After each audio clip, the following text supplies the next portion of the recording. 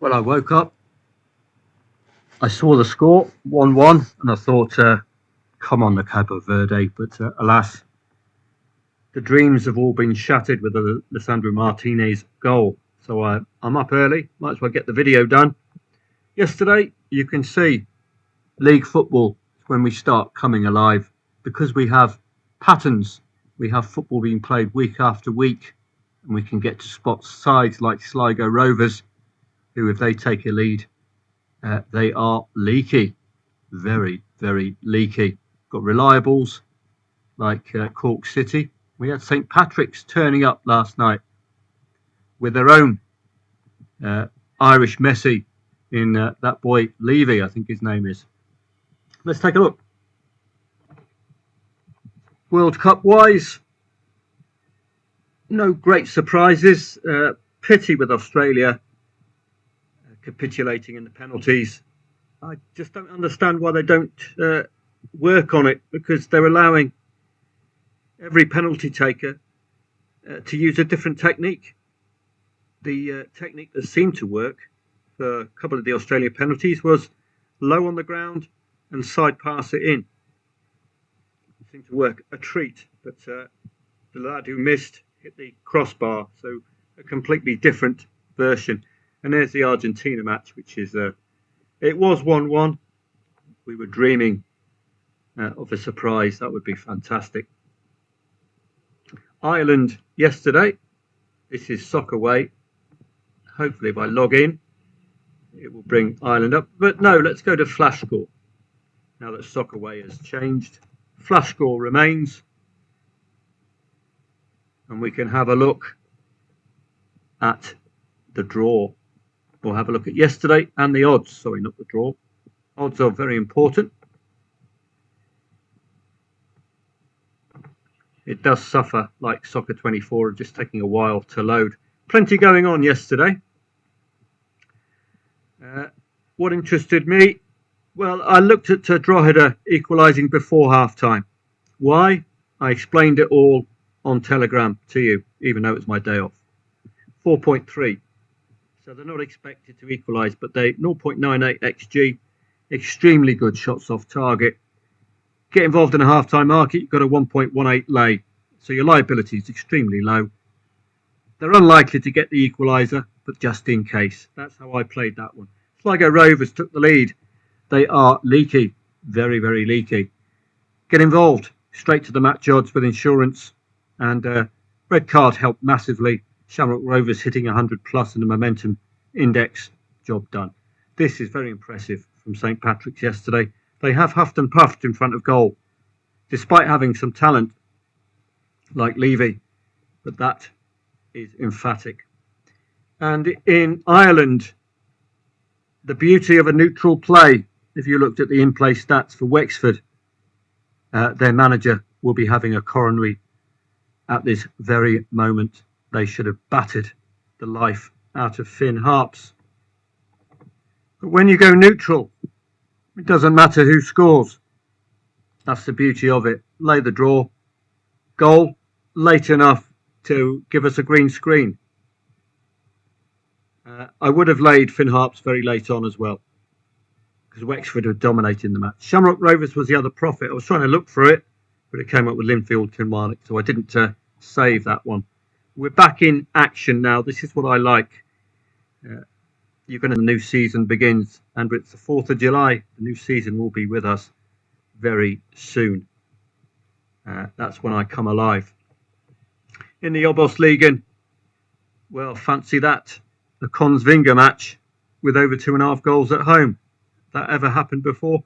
A couple of odds warnings, Ralphus and the Ranheim matches, suggesting, yes, you can look at the analysis, what the analysis has told you, but do bear in mind what the odds are telling you.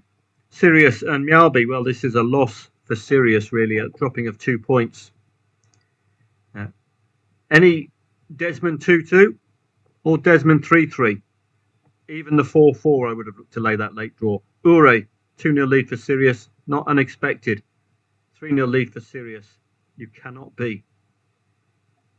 Unbelievable. Midge Yaw from Ultravox getting a hat-trick there. O Vienna. Samuelsson. And then the comeback begins from Samuelsson for Mjällby. Quite unexpected. Poor old Ure, poor old Midge, scoring another goal. But no, not enough. So at no stage really did we have a 2-2 or a 3-3 for us to exploit. I would have looked to lay that late and look for old Midge to get another goal. Oh dear. Stick to singing, Midge. They don't reward you when you score 4 goals, mate. Oh, Vienna. So that was a fascinating match there. Let's have a look at the tennis, and I will take you through to Sandown yesterday. Remarkable readability at Sandown for the horse racing, and I hope you're going to get interested in race reading. It's just a little technique you can apply.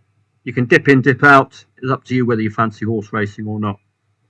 Just a little extra value for you. Well, the Fons getting done by Safulin. I would probably have laid Safulin 2-0 up because the Fons had to win the next one. Jodar, well, a surprise. He did win the first set. I think at 2-1 Mochizuki, you would be looking at Jodar coming back. But this is, I would suggest, inexperience from Jodar. A lot's fancied of him, but he's just starting on his journey. Novak, again, the inevitable 2-0 to 2-1 in a Novak match. Second consecutive match that's occurred in. You could lay Novak Djokovic 3-0 set betting at 2-0 up. Hopefully the odds will be short enough. And Struff, second consecutive match that he has delivered.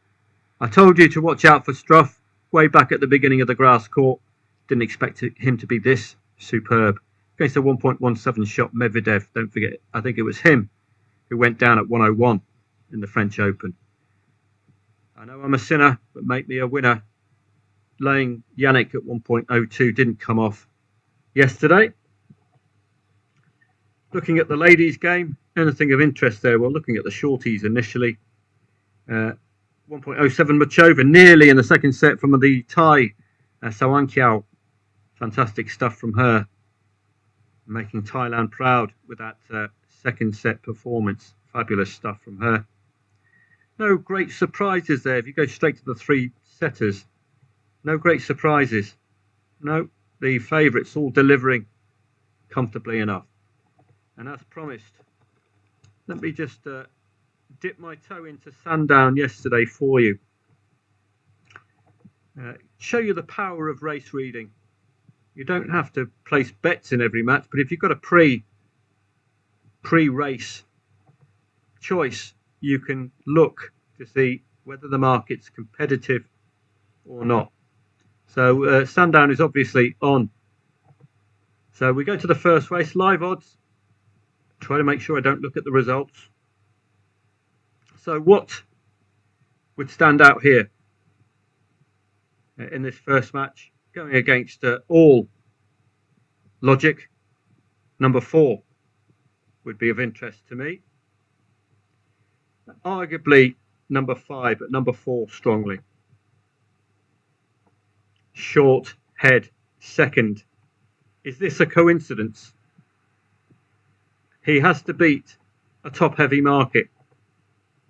He has to beat a top heavy market. This lot. It is a pattern. And exclamation mark. Short head second. Don't forget, if you're play Betfair Exchange, you're going to get robbed with the bookmakers. They're going to give you nonsense odds, 25 to 1. You can get 50, 60 or even higher using Betfair. 225. So we're going to race card first. Go to 225. Look at the live odds. So looking at this, you already know one of the patterns, don't you? It's the singular pattern. We've got a few other patterns there as well. So the singular pattern is 1, 2, 9. Given it's 4 to 1 the favourite in an 8-runner race, it's a perfect each-way play. It's a top-heavy choices though, which I don't like. I prefer going for the bigger odds. And another qualifier would be Bint R change. Bint R change. So how did this lot get on? 1, 2, 6 and 9. Bint exchange or change. 1, 2, 6 and 9. 3 out of the 4 placing. Now, yes, this doesn't work on all races. I don't know why. Maybe Sundown is just a high quality course, and with that comes high quality bookmakers and big money.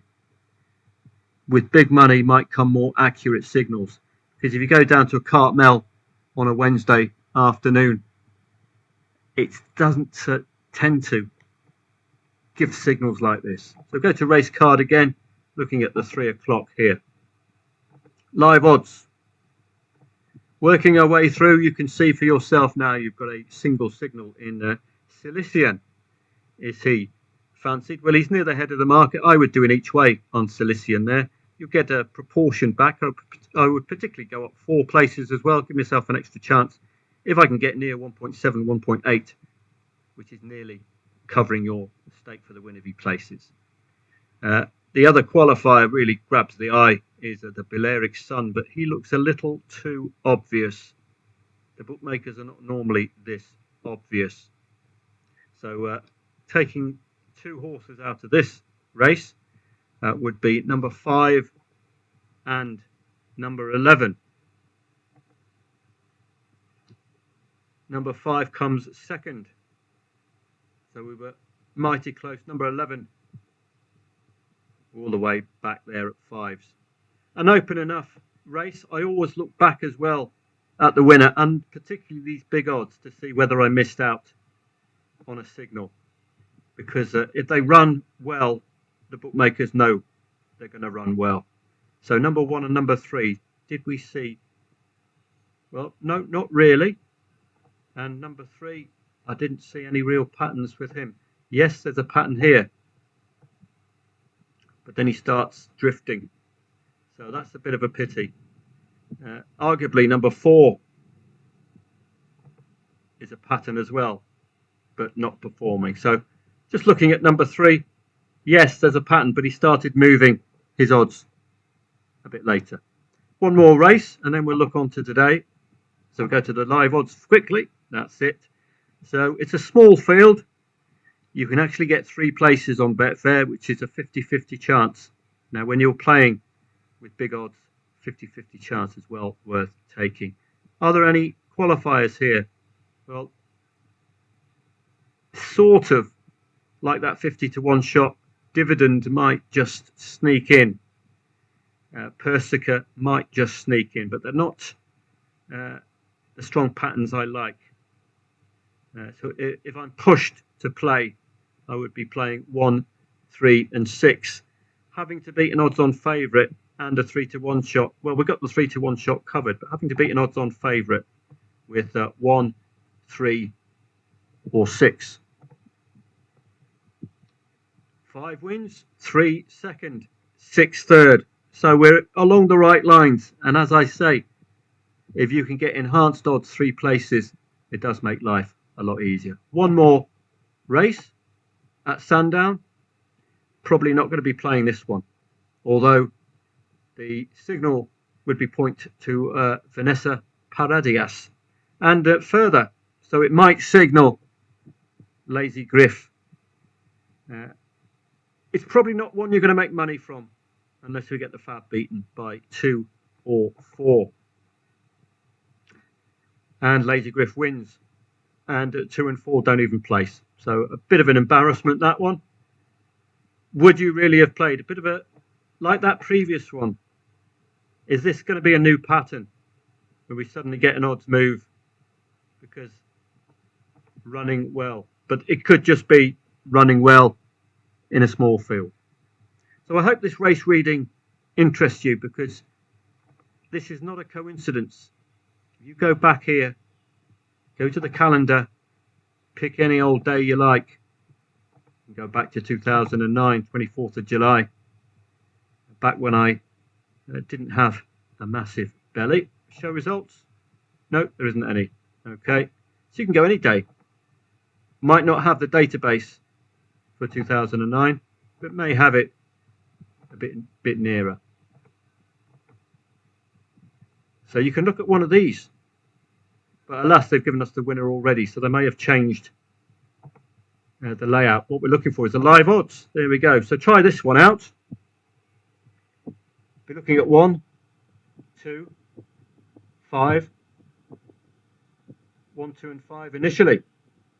Now we've got a new signal, number 3, which has been winning recently. 1, 5, and 3. Just the one here. So that would have been a damp squib. I'm not going to be winning all of them. But if I keep playing the places, you can't expect to win all of them, can you? You can look at the live odds on this one now as well. And then we'll have to go to the football. So number 2 stands out, doesn't it? Number 2. But again, we've got a short price favourite to be beaten. And we've got another one of those drifters in number 9. Keep an eye on that because it's a new signal. It might not be an embedded one. It might just be me pattern seeking. That's the problem. So number 9. And that's it, really. 1, 2, and 9 in a big novice stakes event. The number 1 getting there. And looking back, number 7, no. So let's move now to the football today. So that's just giving you an insight. I can go through and see whether Newbury is just a bad day. Sandown exceptional. And maybe I could be finding patterns like only playing elite or level 1 race courses, that kind of thing. That might just be the pattern. But looking at today's finish, Veikkausliiga, Lahti against Gnistin 2.3. The favourite is suggesting extreme caution, as is a 65% confidence. And they've gone for the draw here. So what that suggests is that any 2-1 lead late on or any 1-0 lead late on, you might want to lay the team leading, as long as you get short odds. Jarrow and Ilves 1.95. Ilves odds on favourite away from home. Over 2.5 goals, gone for a neutral play here. 83% Jarrow conceding at home. 83%. Ilves conceding 100% of their away matches. So these lot are not the best teams on the planet. That's why we've gone neutral there. SJK strongly favoured today with home advantage at odds on, expecting the draw. So gone against the market here. So we will see. Again, any 2-1 lead for SJK late on. They're expected to win, so lay them late. VPS and Mariehamn, expecting Mariehamn to get the usual battering. No wins, 1 draw and 5 losses away from Mariehamn. That's nearly banker material. Normally it's around 90%, isn't it? But that's huge. Irish First Division, we've got an odds-on favourite away from home in University College Dublin. Fancy today, 78%. Superior recent form, recent uptick in form as well, ticking all of the boxes. The Obosligan, Egersund and Moss, got an evens home favourite. Just be cautious of the league. Neutral is probably best with these leagues. Bryn and Sandnes, I'll have to do this odd one again. Bryn and Sandnes over 2.5 goals. No, Bryn and Sandnes, they've gone with an away win there on 65%. Malmo, not fancy today. Perennial champions. Gone for an away win though. Inconsistent recent form. This is one of those matches where the argument is that Degerfors are the worst of the two. 2.5 the favourite. Give that short shrift, I think. As long as it's neutral, yes. I'll be taking that on. That's fine. I haven't done the World Cup yet, but we're running out of time. Odds on favourite at home, 1.53. And Morocco away. Quite fancy them. A big shift up in quality for Canada. Have a great day. I have to keep this at under 20 minutes to get it on Instagram. I hope to see members and give them 2 or 3 trades like I did yesterday.